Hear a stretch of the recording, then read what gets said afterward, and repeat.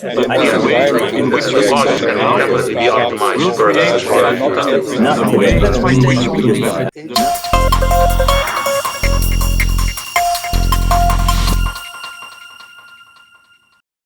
My today's guest, Arno A. Evers, has been the mastermind behind some of the most innovative trade fair stands, including the world-renowned hydrogen fuel cells joint stand at the Hanover Fair from 95 through 2006. In 2004, he organized on behalf of the Most an exhibition with an international conference on the topic of renewable energies in China, including hydrogen and fuel cells in Shanghai. His career has taken him from being a service engineer in Doha from 68 through 69 to Munich, from organizing the first Lufthansa Airbus handover in 76 in Hamburg, Germany, to building a self-sufficient village in the Philippines. Always ahead of the curve, Arno has knack for turning big ideas into reality.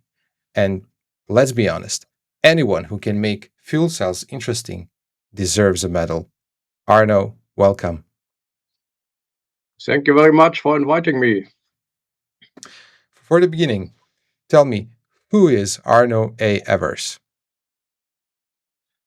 Well, you have mentioned a few steps in my lifetime, and the good thing is I never went to the university. I don't even have Abitur, as we call it here.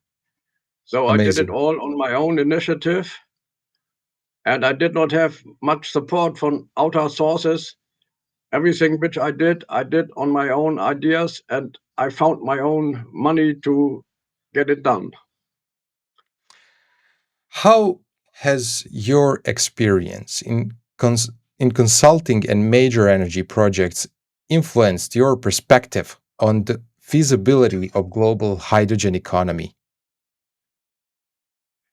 Actually, I was influenced by my former boss, the founder of the German aircraft industry, Professor Dr. Ludwig Bölkow from Mhm. Messerschmitt Bölkow Blohm. He was the founder of a company which had 69,000 employees in 19 plants in Germany. And he Amazing. started with hydrogen already in the early 1980s. And Yeah. all the drawings which you see today, I saw in his office already in the 1980s. And then I thought to myself, well, maybe I can carry on the work of Dr. Ludwig Bölkow with my own abilities to promote the I- commercialization of hydrogen and fuel cells. That was my idea behind it. And what was the success in these early days? Well, in the early days, the people are laughing about us. I went to more than 100 conferences all over the world to meet my potential customers, and the people were laughing. And I said to them, "You keep on laughing, I keep on working." So in the end, we started 1995 with only 10 or 12 exhibitors on a very small area. Again, everybody was laughing, nobody was realizing. But at that time, we already had companies like Siemens and Daimler and so on in our exhibitors list. And I was very proud that Ludwig Bolko was also visiting us in one of our events, 1996. He came in to look for what I am doing. And he asked me, Arno, can you earn money on this?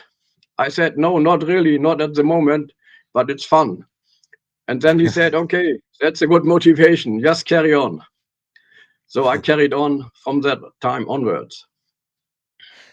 What are the key lessons learned from these projects that could shape future hydrogen developments? Well, at the moment, there are many initiatives, but nearly all of them are governmental funded. And I'm not quite sure if an administrator in a government who is sitting there in his office for 20 years can be aware of the fact what the future of the energy infrastructure will look like in 10, 20, or 30 years. I don't think these people are not having the ability to make judgment, but they have the money and they have the political will, especially in Germany. Billions are being spent at the moment on hydrogen research. But to be honest, it's not going into the right direction. Yeah, that is very important question, I think. Where do you think they are making mistakes? They make the mistakes from the beginning because nobody, when we get the latest government 2.5 years ago, nobody of them made an analysis what the actual situation of hydrogen is in fact.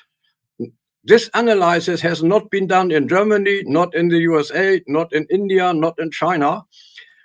If you would make this analysis, you would find out that hydrogen is nothing else than a normal technical gas, which has been used since 1930 in the industry, mainly to making fertilizer, also in the chemical industry, in the refineries, to get the sulfur out of crude oil, and also as a coolant in the generator, in the big megawatt generators, hydrogen is used as a coolant medium.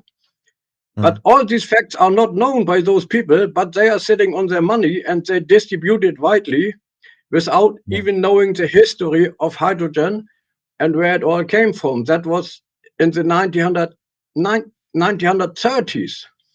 Yeah. So in this perspective, in this context, how do you see the role of hydrogen in transforming the energy landscapes of countries with heavy fossil fuel dependence? Well, at the moment, nothing else is happening than following the old traditional fossil fuel pathway. At the moment, there's nothing new in generation of hydrogen, in the storage of hydrogen, or in the transport of hydrogen. It's all following the old fossil fuel pathway, like getting hydrogen somewhere and bring it from A to B and use it at point number C, and that's it. But that's not the property of hydrogen. Hydrogen is much more clever than following the old pathway of what we are doing with fossil fuels since 1800 and so and so. So how should they actually use it? What should actually happen? Actually, there are 3 words how to use it, and these 3 words are decentralized, decentralized, decentralized. That's the only way how to use hydrogen in a proper way. And conversion units, which eventually can be bought in any hardware shop, the conversion units must be owned and operated by the people themselves and not by any monopolies. So in these terms, you are giving such a different picture to hydrogen than that was painted by the current, let's say, hydrogen hype. So I'm very interested in your view on its outlook and how it should be used and where should this money go first. The good thing is that I am independent. I am not a utility. I am not a university. I'm not an NGO. I am Arno A. Evers. At the moment, I'm sitting here in the Philippines, building my own little village. And I have seen a lot. I've traveled all over the world. I have attended more than 117 conferences on hydrogen and energy. First only as a normal attendee, later also as a speaker or a poster presenter. And I talked to the people when I was in a different country. I went to the potential customer. I talked to them in their workshops, in their offices. So I know a lot, which you may or may not read in the internet, because although the internet is not giving the reality, the internet is only a fraction of the reality. The reality is quite different. You can only find out the reality when you go there yourself, which I took the opportunity, and I paid all the traveling costs. I paid it myself. So that's very interesting. Where in this current situation, where do you see hydrogen in, let's say, 5 years? Well, 5 years is very fast. 5 years, like a snip of our finger. That's nothing. And the plans they are making now, which will happen in 5 years, you can be assured all these governmental founded plans, which are supported by not millions but billions of taxpayer money, they will not be realized in 5 years, not will they be in 10 years or in 20 years. The proof is that I am watching this very closely. Also the funding of hydrogen and fuel cells from the EU, from Germany. I see it in Japan, I see it in China. And I can tell you, beside of China, there's not one single example in the Western world which was proof, which was worth the money, and which was running on its own initiative after the funding was running out. Every single subject which has been funded by taxpayers' money was not successful at all. Zero.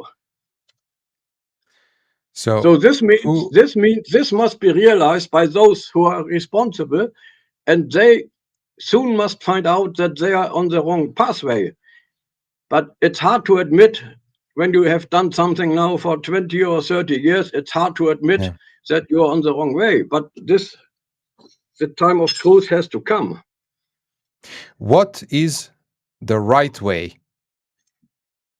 The right way, I repeat again, are three words: decentralized, decentralized, decentralized. I have another slogan for that, which I am telling my customers since 1995. And this slogan is power to the people. People to the power. People are the power. What is happening now? The people, the population is completely underestimated. Nobody cares about their intention, about their wishes, about their prospects, or about their knowledge. They're only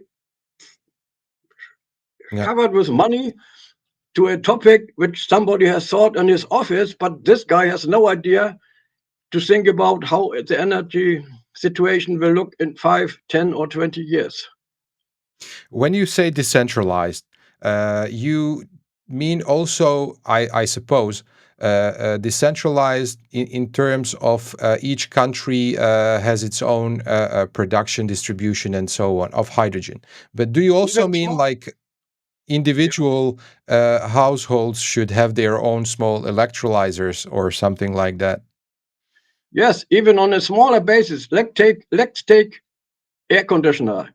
Also in your country or in China. I was in China 12 times from 2002 to 2004. So when I always stayed in the same apartment, I had my own apartment there for my Chinese partner, and I was looking out of the window. In year number 1, I saw maybe 5 air conditioned units in the other buildings. Half a year later, I saw 20 air conditioned units. 1 year later, I saw 50 air conditioned units, and so on and so forth. And there was not a single subsidized or a governmental funded thing from China to get. It was convenient. It was something that the wife say, oh, it's very hot here in the night in our bedroom. Can we not buy an air conditioned unit? And then the husband said, well, we don't have the money. And then they said, well, let's pay for it. It's worth it. And we buy an air conditioned unit, which we will install once we have it. And then we can sleep better in the night. So it's a question of the convenience. It's the question, what do the people really want? And not to shower them with money for a thing which nobody wants. So basically, you are one of the biggest proponents of hydrogen, but in a very different way than it is done right now. Absolutely. And I'm proud of it because I found it all out myself. When I asked the people, the administrators, and those who are in a position to distribute these billions, when I asked them for their experience, in the end, they have zero. They don't even know the story of hydrogen, which I just told before, was being used in the industry since 1930. Not even on the ministry level, they don't know what the story of hydrogen is and was. And when you don't know the history, you can never judge the future. You must know the history first. That's an old Chinese proverb to be able to cope the future. Just for the context of viewers, Arno is a friend with Nejat T. Veziroglu, who wrote a preface for his book, Hydrogen Society. And Yes. Nejat is one of the first, and they call him a modern father of the hydrogen from 1950s, who started this. So he knows the context.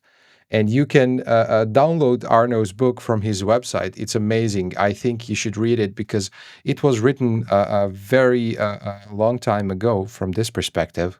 But Yes. it shows a lot about what can be done with hydrogen. So let's get back to regulatory and policy frameworks. How has your work with various stakeholders, including governments and private companies, shaped your understanding of the policy frameworks needed for hydrogen adoption? Let me just come back to the book in a second. I wrote this book in the year 2010, and that was a gift, because then I say farewell to the Hanover Fair. That was a gift to my exhibitors. I give everybody a book with a signature. And again, in this book, half of the book, the first half is an analysis of the state of the art of today's.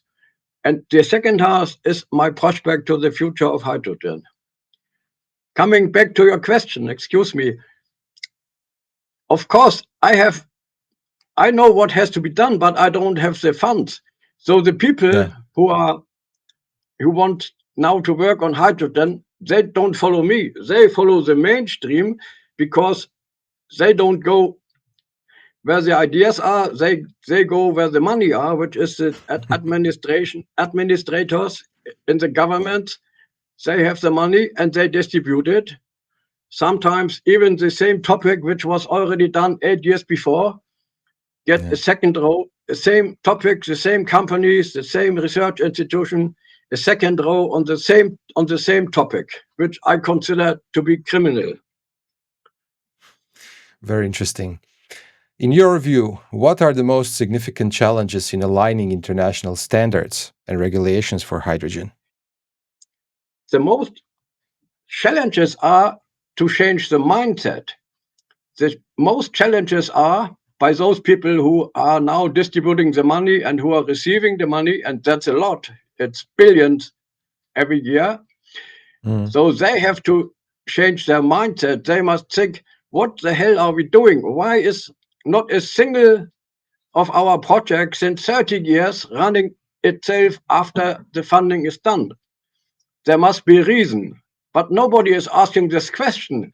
And as long as the money flow is going, of course, there are enough people who are filling out these application form, maybe 30 pages or even more. They like to fill out these forms. In the end, they know they get the money. The disadvantage is, I have spoken to all those guys. They only work, let's say, from Monday lunchtime until Thursday evening or Thursday afternoon. They don't even come into the office on Friday. You can call any of them on a Friday. Nobody will lift up the receiver. So they will be back on Monday at lunchtime. This means from a normal 6 days week, as we are working here, they are only four and a half days left, because they are safe. They know they get this money every month or every quarter of a year or every 6 months. They know it regardless of the result. And in the end, when the funding time is running out, they are hiring some interns, and these interns, 5, 6, 8, or even 10 or 12, they are writing the final report to get the final payment. And that's what is. And then the book is closed, finished.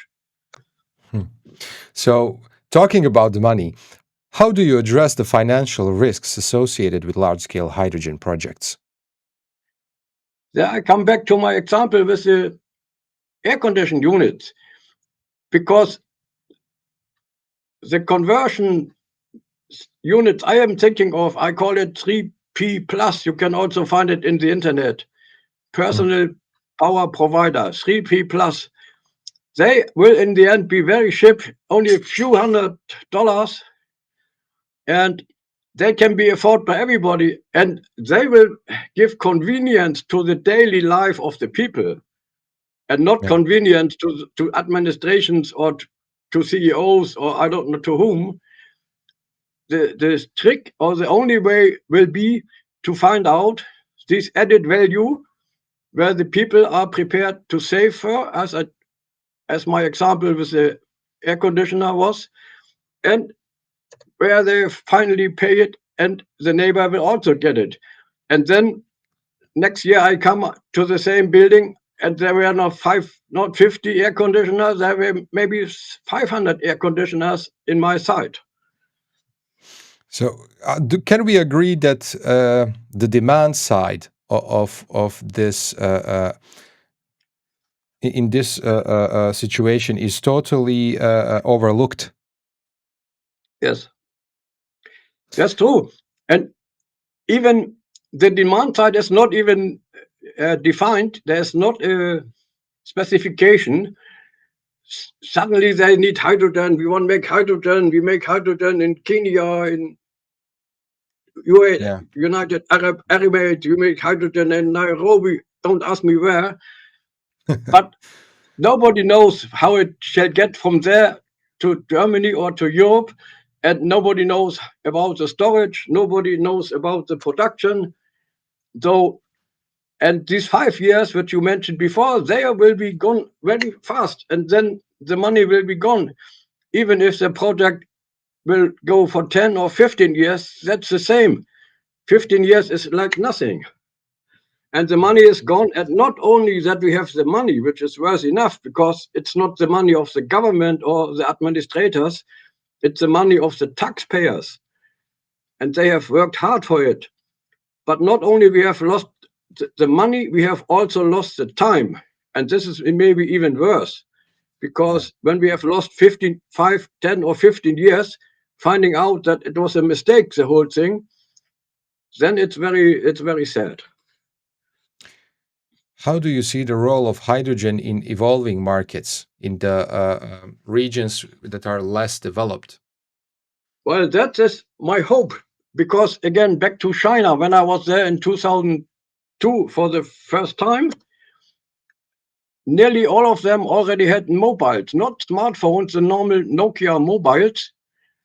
And I give you one figure. At that time, 2008, Nokia was building 474 million phones, mobile phones in 1 year. That's more than 2 million, let's say, per working day. And they were making these not on store or not on governmental support.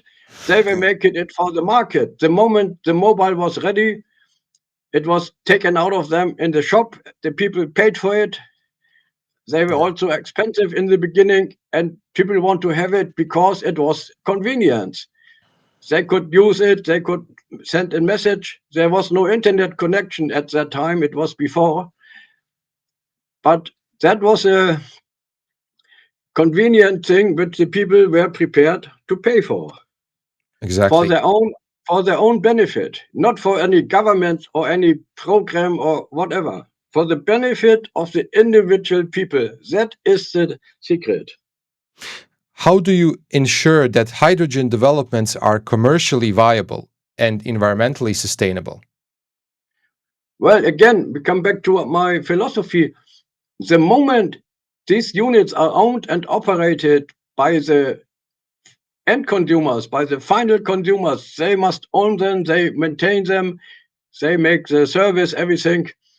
It will be environmental friendly because you don't have the middlemen, you don't have monopolies, you don't have any greedy people in the gap in between in the line.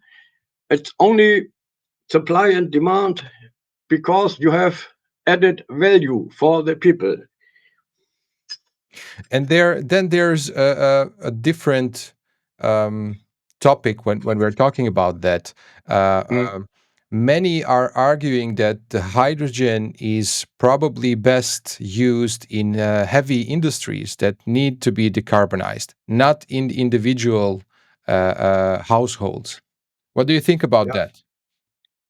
That's only excuse because I have watched to the steel industry very closely some 8 or 10 or 5 years ago, and I was at a presentation from the steel industry, let's say 8 years ago, and they said, of course we can make green steel out of green hydrogen, but that's not our challenge.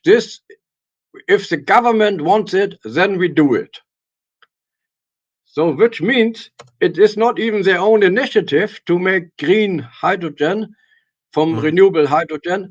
They were only playing the time and waiting that the government was ripe to pay now billions to ThyssenKrupp or companies like this, or which is even worse in Germany, to ArcelorMittal. And the Mittal family, that's one of the richest family in India. And they are getting billions from German taxpayers to make green steel with hydrogen, which they don't even have now. So back to your book and in general, your concept that you already mentioned some things about. How do you define the concept of hydrogen society and what are the key milestones to achieve it? Well, I called it the hydrogen society more than just a vision, and there's a question mark. There's a question mark at the word vision. Yeah. And that's not without reason and not a misspell, because the hydrogen society has not been reached yet.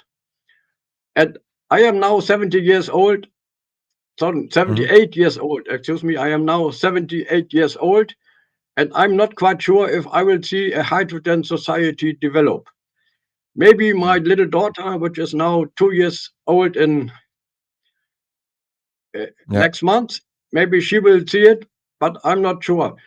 However, the only possibility will be that it comes carried by the people, that it comes by the will of the people, by their own independence, with their own money, for their own convenience, not by any governmental rules and regulation, and not by any administration money, which is not their own money, but which is the taxpayers' money.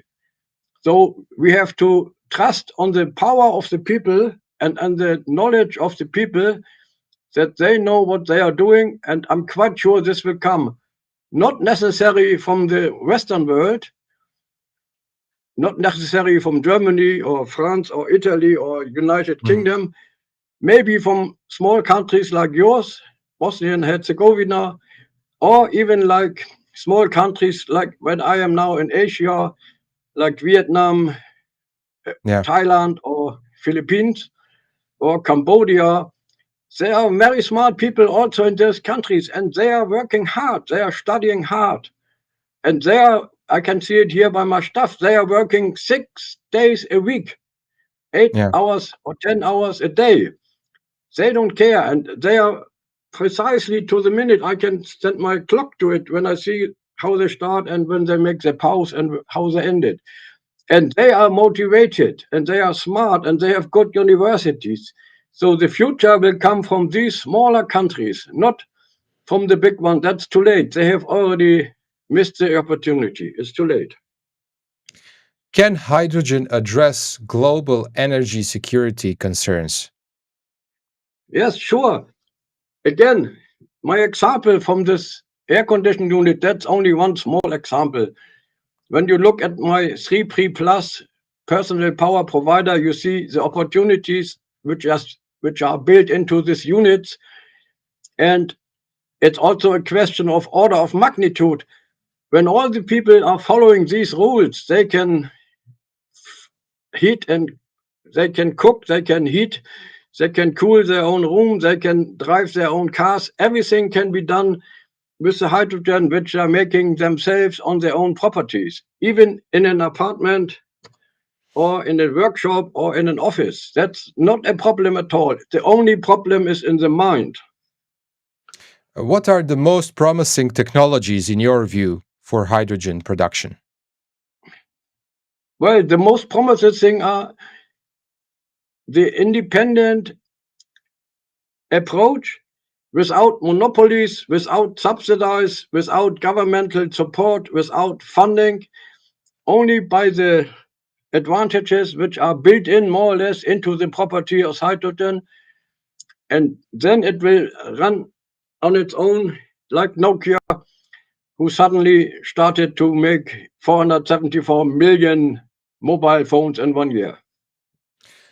So this is one very interesting to me. How do you assess the viability of hydrogen as transportation fuel compared to electric vehicles? So basically, Again, I'm asking you, hydrogen or battery cars? yeah, this question is asked too simple. Again, it's a question of what you have. Again, look at my 3P plus unit, and there the fuel is more or less surplus. The fuel is only 1 out of 10 different usages which I've built into this unit, or maybe even 12 different usages. And automatically there will also be hydrogen as a fuel, automatically, without any efforts. That is the future. When you look at Germany, they are promising 100 hydrogen filling station, but their promise is this since more than 20 years. And now maybe they have 97. After 1 week, maybe they have only 96 because another one closed down. And when you promise to have 100 hydrogen filling station over 20 years, you come in the state of unbelievability. No, how will people or the young guys believe this when they say we are making 100 hydrogen filling station and still they are not even able to get over the figure of 100. So green And hydrogen. one of those filling stations cost now not 1 million. That was the beginning. Now it costs 2, or maybe in a half year it will cost 5 million euros. And I have seen many of those filling stations from the close, but I cannot see any million into these units. Yeah. That was only 100% profit. And actually profit on something that probably will not be used. Yes. So green hydrogen or blue hydrogen? Yeah. Forget the gray or the purple or the black or whatever, any color. If it will be successful, there's only way, and that is green hydrogen made from the sun, and not even by electrolysis. Because also in my book I explained there are different topics, like making hydrogen directly from the power of the sun, and so on and so forth. There are many opportunities how to make hydrogen. Electrolysis is only one. Here, this is a direct production of hydrogen. Electrolysis is only one way, and I'm very astonished that everybody is following this path, which is not very efficient, as we all know. Let's talk about a little bit on hydrogen storage. You know what are its problems. So what do you see as a solution? Again, there are many solutions. In my exhibition, also in the 1998 or 1999, there was a company from Nuremberg which then went to Canada, and they had the storage in aluminium, in a kind of foil, from aluminium foil. And again, it's only a question of the fantasy. It's a question of the intelligence of the people. If you are storing hydrogen in tanks as it's done now, that's not very smart. And if you repeat it, it will not be any smarter to store hydrogen in tank, or even as a cryogenic is minus 200 so and so degrees. That's not very smart. You must think of different storage ways which can be coming like this, but not from the Western world, because they are too saturated. They are not even able to think in a different way. What is the role of international collaboration in the development of global hydrogen economy? Well, the role of international cooperation is very important, but not the way it's done now, with all these committees and meetings and minutes of the meetings and blah, blah, blah. It's very informal. The international cooperation must be on the level, on the eye-to-eye level of the normal people, of a normal engineer, a normal scientist, a normal craftsman. And when they work together, there will be fantastic results. What we are doing now, we put the old fossil fuel system on top over the hydrogen, only have a different name and call it hydrogen. But that's not the progress. The progress will be to work together on eye-to-eye level between you and me and other people and our brothers and sisters, and they will come to fantastic results. That's for sure. Related to this, far beyond the imagination. what are the geopolitical implications of widespread hydrogen economy? That's more or less the same. Because again, I mentioned already the countries here in Asia or in your home country.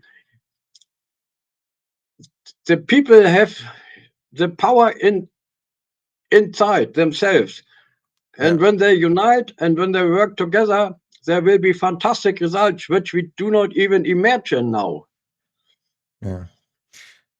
Can you assess the current situation in hydrogen technology and innovation? Are you satisfied with that? No, of course, I'm not satisfied, because I'm watching it now for too long and I don't see any progress. But I come from the aircraft industry, and in my book, there's also a good example. This one. That's from the Wright brothers to Airbus A380. So to the left, there's Orville and Wilbur Wright flyers. They flew December 17, 1903 in Kitty Hawk. I was there myself. I took some fantastic photos of that landing field there. And they had this little flyer, which was equipped with a combustion engine and only one pilot on board, and they flew only a few seconds. Not a minute, only a few seconds. They were doing 4 flights in this December 17, 1903. And from this little toy, 1903, the whole industry, the whole aircraft industry is developing. And when you look at flightradar24.com, you can see at one time there are 15,000 planes flying over the globe, 15,000 at a given time flying over the globe. They have pilots on board, they have maintenance, they have the food on board, the passengers, of course, who are paying. So out of this, Orville and Wilbur Wright, a whole industry like tourism and the globalization came from 1903, which is not so long ago. And when I talked to my fuel cell and hydrogen customers, I said, I am sorry, you are now here. You are now here. 1903. That's where you are now, and you don't even know what can happen, because also Wilbur and Orville Wright, they could not imagine that more than 800 people can fly from A to B in a safe plane in a very high comfort, like Emirates Airbus A380. What lessons can be learned from past energy transitions and that can be useful for hydrogen? the lessons can be learned. Yes, you must have an open mind, yet you must change the actual mentality which is used now since 20, 30 years for the development of hydrogen, which is completely wrong, as I'm trying to explain. Mhm. So the possibilities in the fantasy and in the cooperation of people one to one. And finally, can you provide an outlook at the global energy situation? Yes, sure. Thank you for your question. My outlook is again from this little example from 1903, which is not so long ago until now, when there are 15,000 aircraft at the same time in the air, always around 150 or 200 or 300 people on board, even more on the A380. So this is the development which will come. And only snag is that the people who are working today are not even aware that they are now in this 1903 state of the art. They don't even know it. And if I tell them, they are turning away. They don't want to hear it. Arno, thank you for being my guest today. It was my pleasure. I did my best. Thank you for asking very intelligent questions. I hope to talk to you again. Thank you very much.